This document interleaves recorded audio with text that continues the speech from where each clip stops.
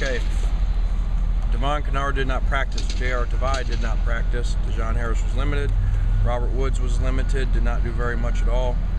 And Curtis McNeil came out of practice early, something with his knee, so we wanted to check that a little bit more.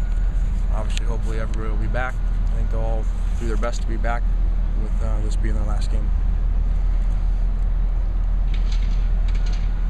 How do you feel their mindset is going into this? I know you had said you're not fearful of a letdown or anything, but have you seen any sign of that, or has it been a great week of that? No, there's no letdown at all. I'm not worried about that.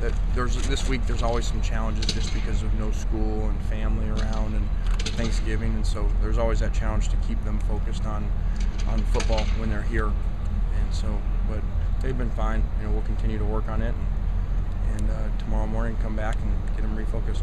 You talk about not making any one game too important, but also you hear a lot of talk about this is why games like this are why athletes come to USC. How do you manage both? Well, games, we've had a lot of those this year, that are games why the kids come here. It's just one reason why they come here, and it's got nothing to do with how you prepare and how you practice and who you're playing. You just got to make sure that you're very consistent and really pushing our guys to continue to get better and really making sure we're still challenging them. We opened up the left guard spot this week and split the refs 50-50, to try to improve the play there. So we're always going to try to find ways to make ourselves better and challenge our players. Have you ever seen a team get better each and every week the way this one has? Well, I think I don't know that we have every single week. We still go up and down at times, but we're playing pretty well in the three phases of the game outside of the fourth quarter. Last week we've been doing that for a few weeks in a row, but we got a lot of areas to improve. And really, we have not played great on special teams as well as we would have thought, especially over the last 4 or 5 games. So that's something that we really worked on this week. We need to have a great special teams performance.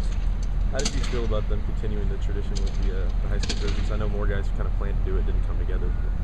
Yeah, I had no problem. They mentioned it to me. I had no problem with that. That's got nothing to do with how we're preparing and how we're lining up and practicing. And so, anytime we have a chance to let the kids do something they like, we usually favor that as long as we're still staying focused. What about players that are close to their seniors that are maybe co-starters? Do you have any philosophy on starting a senior in a last game such as this, or No, that would go completely against what we're about. We're about preparing every game the same and not having distractions and making sure that we're focused. That's a neat idea and everything, but that's not the object of this game. It's the next game on the schedule, and we've got to play really well in all three phases of the game and not worry about anything else. How about you've got some guys that are close to milestones, kind of record type seasons and achievements. How conscious are you going into a game of having them reach those? That's once again, that's not what the game's about.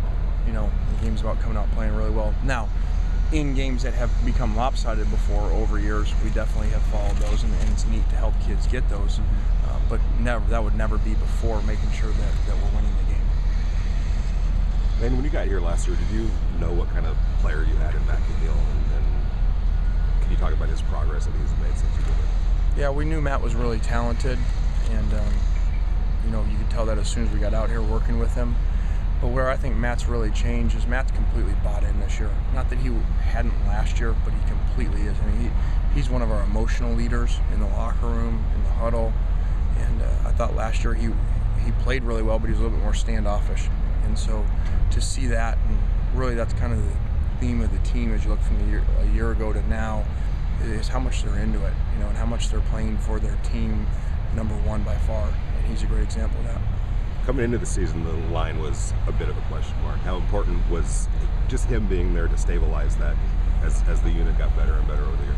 Yeah, extremely important, especially because of all the movement we had early at the guard spot next to him, moving guys around.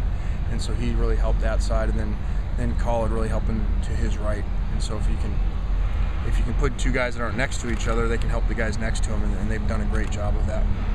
When you say standoffish, do you mean like buying into your philosophy or being a leader on the team? No, just really practicing really well, doing things really well, but not necessarily jumping to the front. And if you would be in our locker rooms after games or at halftimes, he's always in the front, leading in the middle of the group. And so he was never a problem by any means, but he went from being a really good player to now being a great player and a great leader also. You've gone up against some pretty good tight ends this year. Eifert at Notre Dame, all the Stanford guys, David Paulson last week. How does Joe Fourier compare to? Yeah, really dangerous, because of the length. Anything near him he can catch. And so we're going to have our hands full with him. They're really big in general. If you look at their skilled guys, this is a good-looking group. I think on both sides of the ball, when they come into the stadium, they look as good as anybody that you're going to play. So we're going to have our hands full all over the place. This is another game where, like Notre Dame or Oregon, there just seemed to be a lot of other stuff, like talking about alternate uniforms for the other team and all that. Is that something you kind of almost enjoy, that they're doing other stuff that you aren't thinking about doing? Yeah, that just kind of fits with this team really, about, they've gone into different places and have people do different things and change uniforms throughout the year and stuff. And we just talked about it all year. The game's about the prep, the preparation, and not about the hype around it. I did hear that this morning, I guess, that they're going to wear white uniforms. So obviously that's their choice. I don't understand it at all, because everything I've been told is that, Rick was behind this whole thing, and I know that our players and fans really enjoy it. So, but it's their choice. They are going to wear getting white? back to the traditional Cardinal jerseys and blue jerseys. So I don't know what happened. That's official that UCLA is going to wear white? That's just what I'm hearing, I guess, and what they just told me that they released or something, their athletic director. There was a lot of movement that both teams would wear home uniforms. Coach Carroll really pushed that. Yeah, and from my understanding, so did Rick.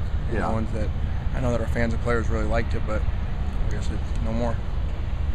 Have you allowed yourself to think about the fact that as good as you guys are playing, this is it for you? This is Saturday represents the last game of the season. And how do you wrap your head around that? We don't think about it. Don't worry about it. We've said all along from the beginning of the year, our goal is to win every game they allow us to play, and that hasn't changed. And we get to have one more and a great opportunity to play a team that's playing extremely well. So this is exciting. Glad something really is on the line for them. That the game matters. Sure. Well, the game's always going to matter. Rivalry games, especially one that's in the same city, is always going to matter no matter what the records are. And then to top it off, they're obviously in a position to go to play an extra game, so it even makes it bigger.